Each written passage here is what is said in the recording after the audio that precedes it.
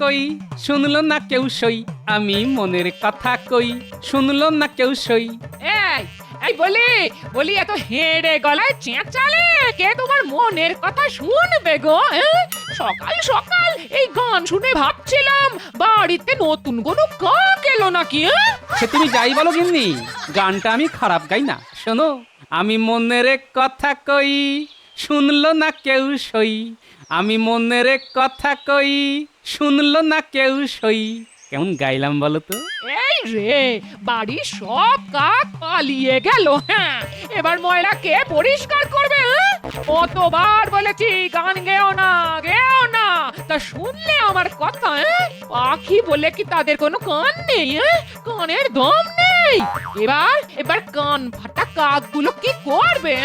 যে বাড়িতে মনের কথা কইবার কেউ নেই সেখানে এক মুহূর্ত নয়, আমি চললাম বাজারে। এই গান ছেড়ে কামের লোক হয়েছো, বলি বাজার থেকে পারলে কয়েকটা কাক কিনে এনো। এই বাড়িতে আর পাখি আসবে না বলে মনে হয়।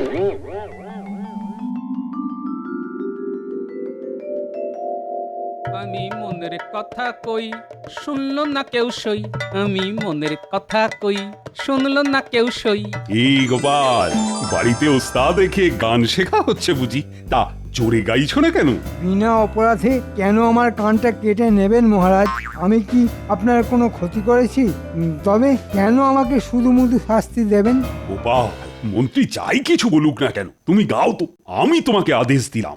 আমি মনের কথা কই শুনলো না কেউ সই, আমি মনের কথা কই। আরে গোপাল, তুই তো কামাল করে দিলে। কি সুর, কি কথা!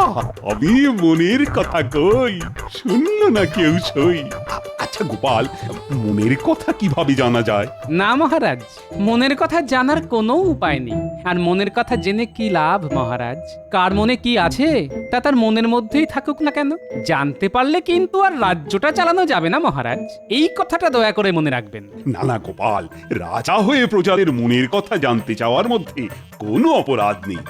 আমাকে বাধা দিও না গোপাল, তুমি আমার মনের মধ্যে এই ইচ্ছেটাকে না আরো প্রবল করে দিয়েছো।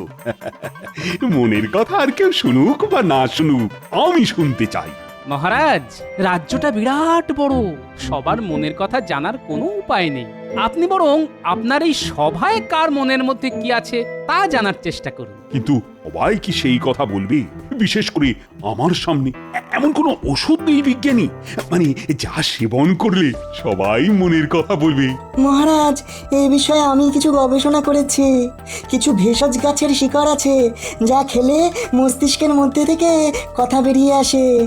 তবে তা কতটা সত্যি আর কতটা মিথ্যে তা বলতে পারবো না মহারাজ। তবে আপনি যদি আদেশ দেন কিন্তু আমি চেষ্টা করে দেখতে পারি। বিজ্ঞান নিয়ে থাকুক না, ওষুধের ব্যাপারে ওকে জড়ানো কি ঠিক হবে মহারাজ? এতে তো বিজ্ঞানের ক্ষতি হবে। আমি বলি, সবাই যখন রাজবৈদ্য আছেনি তখন তাকেই ওষুধ বানানোর দায়িত্ব দেওয়া হোক মহারাজ। ওষুধ যে বিজ্ঞানের মধ্যে পড়ে না তা এইমাত্র মন্ত্রীমশাই আমাদের জানালেন। তা মন্ত্রীমশাইয়ের এই ভুল আমি ভাঙাতে চাই না। উলুবনে মুক্ত ছড়িয়ে কি লাভ বলুন? তবে একটা কথা বলি মহারাজ, দুজনকে এই ওষুধ তৈরির দায়িত্ব দেওয়া হোক। একজনের ওষুধে কাজ না হলে আরেকজনেরটাতে নিশ্চয়ই হবে। তাই হোক, তাই হোক।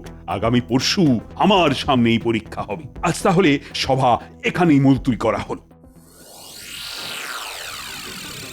ভালো করে শোনতরা, মহারাজ বিজ্ঞানী আর রাজবৈদ্যকে এমন ওষুধ বানাতে বলেছেন যা খেলে মানুষ তার মনের কথা বলে ফেলবে। যা বাবা, সবাই তার মনের কথা বলে দেবে। মন্ত্রী রাজবৈদ্যকে এমন কিছু জাল মেশাতে বলবে যা খেলে কেউ সত্য তো বলবেই না, উল্টে এমন মিথ্যে বলা শুরু করবে যে মহারাজ বুঝতেই পারবে না কে সত্যি মনের কথা বলছে আর কে বানিয়ে বানিয়ে বলছে। আমাদের কি করতে হবে সেটা আগে বলে দাও না, আমরা কি কোনো কাজে ভয় পাই নাকি? আরে তোরাই তো আমার বাহিনী রে।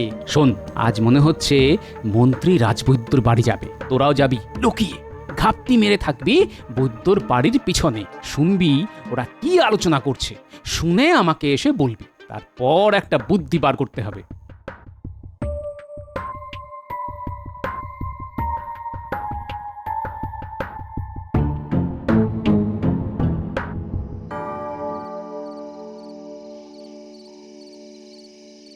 বৈদ্য, অনেক কায়দা করে ওই ওষুধ বানানোর কাজে তোমাকে ঢুকিয়ে দিয়েছি, কিন্তু এমন কিছু বানাও যাতে সত্য কথাটা কিছুতেই মহারাজ জানতে না পারে। পারলে তুমিও গেলে আমিও গেলাম, এই কথাটা মনে রেখো। তা তো বুঝলাম মন্ত্রী মশাই, কিন্তু কাজটা যে বড় কঠিন কাজ।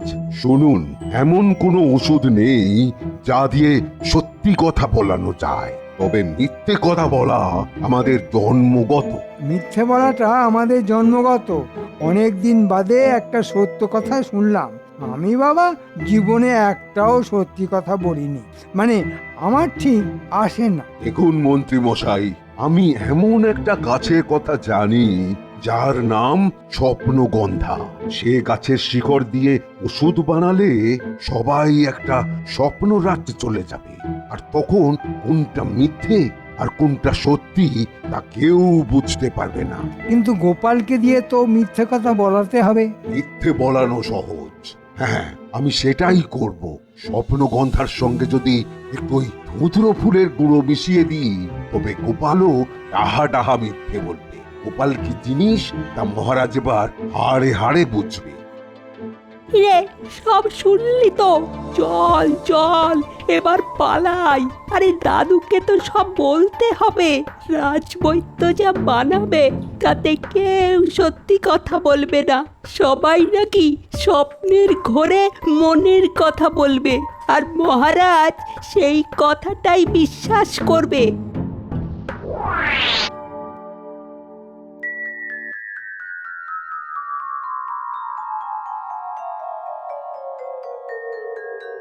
এ বড় বিপদে ফেললে গোপাল, এই ওষুধ কেমন করে বানাবো?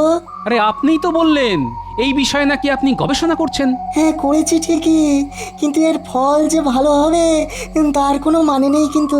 তাহলে উপায় বিজ্ঞানী মশাই, আচ্ছা এমন কি হতে পারে না যারা ওষুধ খেলো তারা অন্য একটা রাজ্যে চলে গেল, বানিয়ে বানিয়ে কথা বলতে শুরু করলো, তা সত্য না মিথ্যে তা বোঝার কোনো উপায় নেই? হ্যাঁ আছে, হ্যাঁ একটা গাছ আছে, ওই স্বপ্নগন্ধা গাছের শিকড় বেটে খাইয়ে দিলে মনের সব কথা বলে দেবে। হ্যাঁ তাহলে সেই ওষুধই তৈরি করুন। মহারাজ তো সত্য মিথ্যে জানতে চাননি, তিনি শুধু মনের কথা জানতে চেয়েছেন, সেটাই বলা হবে। তবে বিজ্ঞানী আপনি তো জানেনই আমার সাদা মনে কোনো কাদা নেই, তবে আমার মনে কি আছে তা আমি নিজেই জানি না। জেনে লাভ নেই, আমি তোমাকে বরঞ্চ একটা টোটকা বলি। সেদিন মুখে একটু তেঁতুল আর লেবুর টুকরো রেখো, কাজে লাগবে। তা বেশ, তবে আমার একটা সন্দেহ হচ্ছে, বলি? হ্যাঁ আমাকে বলবে না তো কাকে বলবে? আজ রাতে মন্ত্রী আপনার বাড়িতে ওষুধ চুরি করতে লোক পাঠাবে, তাই বলি কি এমন দাওয়াই তৈরি করে রাখুন যেটা খেলে কিছুই হবে না। মন্ত্রী ভাববে বিজ্ঞানী ওষুধ তৈরি করতে পারেনি, তারপর শুরু হবে খেলা। বলুন মন্ত্রী মশাই, এবার কি হুকুম দেবেন? কেন, গোপাল কি তোদের কোনো কাজ দিয়েছে নাকি যে এভাবে কথা বলছিস, যে আমার কাজটা একদম পাত্তা দিচ্ছিস না? ছিছি, গোপালের কাজ করব আমরা? নেমক খেয়েছে আপনার, কিন্তু তেমন লাভ কিছু হচ্ছে না। বাজারের যা হাল, আমাদের সংসার চলবে কি করে হুজুর? সেটা কি আর আমার মাথায় নেই রে, সব আছে। এমন একটা ছক কষে রেখেছি না, গোপাল এবার কাজ হবেই। ওহ মনের কথা বলবে, দেখাচ্ছি মজা। গোপাল কাত হবে? এ তো ভালো কথা, এত ভালো কথা অনেক দিন শুনিনি। তা শোন, বিজ্ঞানী একটা ওষুধ বানিয়েছে, ওই ওষুধটা চুরি করে নিয়ে আসতে হবে। কি আছে সেই ওষুধে? কি আর থাকবে, আছে আয়ু বাড়ানোর গুণ। প্রথমেই তোকে খাবো, তোর আয়ু বেড়ে যাবে, আরো চুরি চামারি করতে পারবি, অনেক মোহর রোজগার হবে। আগে আপনি খাবেন, বেঁচে আছেন কিনা দেখে তারপর আমরা খাবো। বেশ বেশ, তাই হবে, আগে আমিই খাবো। এবার হলো তো?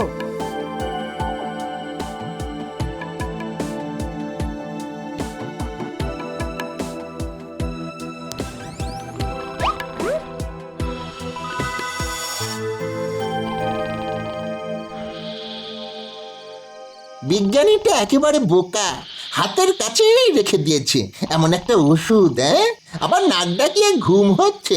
এই হাত বাড়ালাম, টুক করে তুলে নিলাম ওষুধ। বেটা ঘুমা, কাল উঠে দেখবি সব হাওয়া। না, ওষুধটা আমি আগে খাবো। বেটা মন্ত্রীকে বিশ্বাস নেই, আমাদের না দিয়ে হয়তো নিজেই পুরোটা খেয়ে নেবে।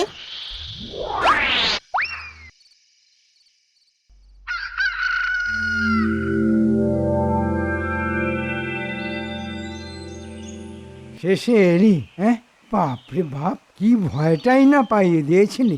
তা বিজ্ঞানীর ওষুধটা এনেছিস তো? তার জানবো না, কিন্তু মন্ত্রী মশাই এই ওষুধের এক নিদান কিন্তু আমি আগে খাবো, নইলে বলা যায় না আপনি হয়তো পুরোটাই একা মেরে দেবেন। আরে না না, আমি কি সেরকম রে? তাহলে তো তোদের দিয়ে আনাতামই না। নে খা, নিদানের থেকে এক ফোঁটাও বেশি খাবি না। আমি একা খাবো? যদি মরে যাই আপনিও এক নিদান খান, মরলে দুজনেই মরবো। ঠিক আছে, তুইও খা, আমিও খাচ্ছি।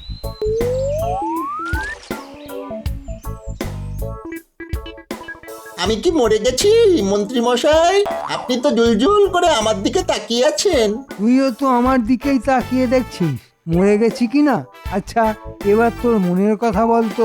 মনের কথা কাকে বলে মন্ত্রী মশাই? সেটা বুঝিয়ে বলা খুব মুশকিলের ব্যাপার। আচ্ছা, তোর বাবার নাম কি, কোথায় থাকতিস, কি করে চুরি বিদ্যা শিখলি, ইত্যাদি ইত্যাদি। আমার বাবার নাম বটেশ্বর, থাকতাম অভয়নগর। চুরিবিদ্যা শিখেছি বাবার কাছ থেকেই। হ্যাঁ বটা, ওই ওষুধ খেয়ে কি তোর কিছু হচ্ছে?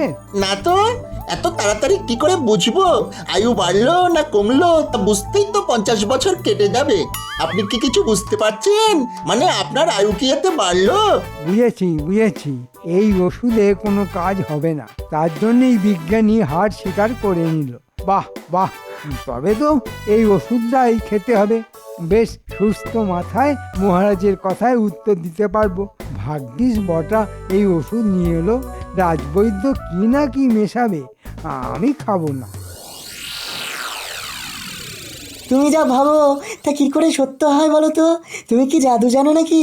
জাদু? আচ্ছা, আপনিও এসবে বিশ্বাস করেন? আসলে বুদ্ধিতে মাঝে মাঝে শান দিতে হয়, আমি সেটাই দিই। বুদ্ধির চাইতে বড় জাদু আর কিছু হতে পারে না বিজ্ঞানী মশাই। এটা যদি সবাই বুঝতো। আমি আপনি বুঝলে একদিন সবাই বুঝবে বিজ্ঞানী মশাই। যাই হোক, তাহলে জাল ওষুধ চুরি হয়ে গেল। এই ওষুধ মন্ত্রী বটা ঘটার উপর প্রয়োগ করবে, দেখবে যে কোনো কাজ হচ্ছে না, ভাববে আপনি ওষুধ তৈরি করতে পারেননি। কিন্তু আমি তো তেমন বোকা নই মন্ত্রী মশাই। আসল ওষুধ ওর বাড়িতে আমি আবার রেখে আসবো, নকলটা সরিয়ে আনবো। নকল মনে করে মন্ত্রীর দলবল ওই ওষুধই খাবে। তারপর কি হবে ভাবতেই আমার হাসি পেয়ে যাচ্ছে। সে তো বুঝলাম, কিন্তু রাজবৈদ্য কি ওষুধ বানালো তা জানতে পারলাম না। আমি গুলটে আর ন্যাপলাকে পাঠিয়েছিলাম, ওরা শুনে এসেছে সেই স্বপ্নগন্ধা গাছের শিকড় থেকেই এই ওষুধ বানিয়েছে রাজবৈদ্য। সেই ওষুধ যেভাবেই হোক এখানে নিয়ে আসতে হবে। ওই স্বপ্নগন্ধার সঙ্গে ও নিশ্চয়ই ধূত্র ফুলের গুঁড়ো মিশিয়েছে, তার ফল হবে মারাত্মক। যে খাবে সে পাগল হয়ে যাবে। ওই ওষুধ তুমি আনার চেষ্টা করো গোপাল, নইলে সর্বনাশ। রাজবৈদ্যর দৌড় কত দূর তা আমি জানি। দেখছি কি করা যায়, আপনি চিন্তা করবেন না। কি খবর গোপাল? ওষুধের কদ্দূর কি হলো? গোপাল এ ব্যাপারে কি জানে মহারাজ? ও না বিজ্ঞানী না বৈদ্য, ওর কাজ কি ওষুধের খোঁজ নেওয়ার? হ্যাঁ মন্ত্রী মশাই, এই কথাটা আপনি ঠিকই বলেছেন। আমি এই ব্যাপারে আর কোনো কথা বলবো না। তবে কাল রাতে বিজ্ঞানীর বাড়ি থেকে ওষুধ কি করে চুরি হলো সেটা তো জানতে হবে। তা জানার জন্য তো আমি আছি। খবরটা আমি শুনেছি, চোর খুঁজে বার করার দায়িত্ব তো আমার। তুমি মাঝখান থেকে কেন নাক গলাচ্ছ? আচ্ছা, তুমি কি করে জানলে যে চুরি হয়েছে? বিজ্ঞানী তো আমাকে ছাড়া কাউকে বলেনি। আশ্চর্য ক্ষমতা তোমার মন্ত্রী। হ্যাঁ, চুরি হলো বিজ্ঞানীর বাড়ি, বিজ্ঞানী আবার গোপাল ছাড়া কাউকে সে কথা বলেনি, অথচ তুমি জেনে বসে আছো। ব্যাপারটা যেন কেমন কেমন লাগছে না? বিজ্ঞানী, আমাকে খুলে বলো তো কি হয়েছে? মহারাজ, আপনি মনের কথা জানার জন্য যে ওষুধ বানাতে বলেছিলেন তা কাল রাত্রে কেউ চুরি করে নিয়ে গেছে। বড় যত্ন করে ওষুধ বানিয়েছিলাম মহারাজ। তুমি আবার বানাও, এখনো তো একটা দিন আছে। আর এই ওষুধ বানানো যাবে না, আমার কাছে সেই ওষুধের গাছপালা নেই। মহারাজ, বিজ্ঞানী ওষুধের কি বোঝে বলুন তো? আমার ওষুধ কিন্তু তৈরি মহারাজ। কাল পরীক্ষা করে দেখলেই বোঝা যাবে। বিজ্ঞানী বানাতে পারেনি, তাই ওই চুরির গল্প ফেটেছে। তবুও চুরির অভিযোগ যখন এসেছে তখন একটা তদন্ত তো হওয়া উচিত। তদন্তের কোনো প্রয়োজন নেই মহারাজ, কালকেই প্রমাণ হয়ে যাবে যে কে চোর আর কে নয়। গোপাল, এই নাও তোমার আসল ওষুধ। শোন গুলটে ন্যাপলা, তোদের আরেকটা কাজ করতে হবে। বিজ্ঞানীর দেওয়া এই ওষুধ মন্ত্রীর বাড়িতে রেখে চুরি যাওয়া ওষুধের ডিব্বাটা নিয়ে আসতে হবে। দাদু, একটা কথা বলতে ভুলে গেছিলাম। আজ সকালে রাজবৈদ্যকে দেখলাম একটা হাঁড়ি নিয়ে মন্ত্রীর বাড়িতে যাচ্ছে। এটাই সেই ওষুধ যা খেলে মানুষ পাগল হয়ে যাবে। আমি নিশ্চিত মন্ত্রী জাল কিছু মেশাতে বলেছিল, যা গুলটে ন্যাপলারা নিজের কানে শুনে এসেছে। এই ওষুধের সঙ্গে একটাই অনুপান যায়, তা ধূত্র ফুলের বিচি, এবং সেটা বিষ। এই পাচন খাইয়ে মানুষকে পাগল করে দেওয়া যায়। গুলটে আর ন্যাপলাকে বলো ওই ওষুধের ডিব্বাটা কেউ যেন নিয়ে আসে। হ্যাঁ, শুনলি তো কি করতে হবে? 1, রাজবৈদ্যর দেওয়া ওষুধের ডিব্বা নিয়ে আসতে হবে, আর 2, বিজ্ঞানীর নকল হাড়িটা পাল্টে এই হাড়িটা রেখে আসতে হবে। বুঝেছিস? হ্যাঁ, বুঝেছি।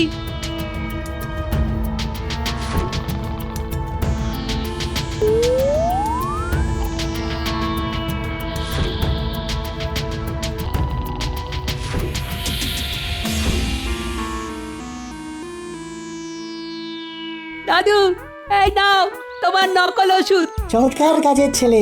সত্যি গোপাল, তোমার বাহিনীর কোনো তুলনাই নেই। তাহলে আর কি, এবার চলো রাজবাড়িতে যাই, মহারাজকে মনের কথাটা শুনিয়ে আসি।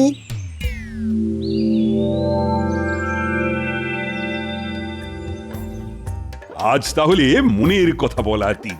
বাহ বাহ বাহ বাহ, সবাই উপস্থিত দেখে বেশ ভালো লাগছে। আচ্ছা, বিজ্ঞানীর ওষুধ চুরি হয়ে গেছে, সুতরাং তার কাছে কোনো ওষুধও নেই। রাজবৈদ্য, দেখাও কি ওষুধ এনেছো। রাজবৈদ্য যে ওষুধ বানিয়েছে তা আমার কাছে আছে। আমি এক এক করে সবাইকে দিচ্ছি। সবাই 1 অনুপান পান করবে, কিন্তু আমি পান করব 5 অনুপান। কেননা আমি এই রাজ্যের মন্ত্রী। আমার মনের কথা মহারাজের সবার আগে জানা উচিত। এই সেই পাত্র যাতে রাজবৈদ্যর অভূতপূর্ব আবিষ্কার আছে। কিন্তু কিন্তু এই পাত্র। নিজের কথা এখন বলার সময় নেই বৈদ্য। তোমার এই মহান আবিষ্কার একদিন মানুষ ইতিহাসে লিখে রাখবে। এখন আর কথা বলার সময় নেই, কাজ শুরু করতে হবে। এক এক করে সবাই এগিয়ে এসো, ওষুধ নিয়ে যাও। লেবু আর তেঁতুল মুখে রেখেছো তো? হ্যাঁ, মাড়ির তলায় রেখেছি। আপনি রেখেছেন তো? হ্যাঁ, রেখেছি। সবার আগে আমি আহ্বান করছি সুপণ্ডিত, সুরসিক এবং সুগায়ক গোপাল ভাঁড়কে। তার গানের কথা ধরেই মহারাজ সবার মনের কথা জানতে চেয়েছেন। এসো গোপাল, তোমার ওষুধ পান করো। না না, ওটা আমার নয়, ওটা আমার নয়। বৈদ্য, তোমার শুধু বিনয় বিনয়। হ্যাঁ, ওরে বাবা, মহারাজ জানেন যে এই ওষুধ তুমি বানিয়েছো। এখন বিনয় দেখালে চলবে?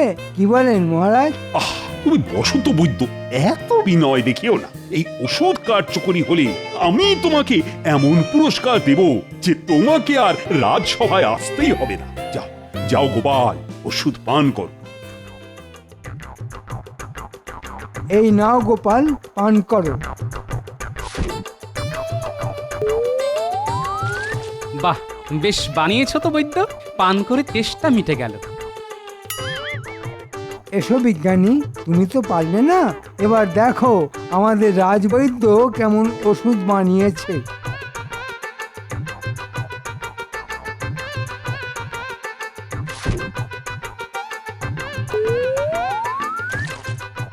রাজবৈদ্যের প্রতিভার কোনো শেষ নেই।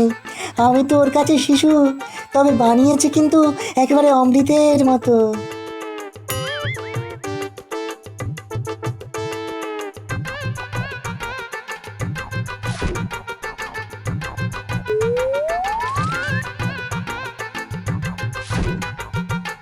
এবার আমি বাকিটুকু খেয়ে ফেলছি। সবাই দেখুন, আমি কিন্তু কোনো রকম চালাকির আশ্রয় নিচ্ছি না। এই পান করলাম রাজবৈদ্যর মহান আবিষ্কার।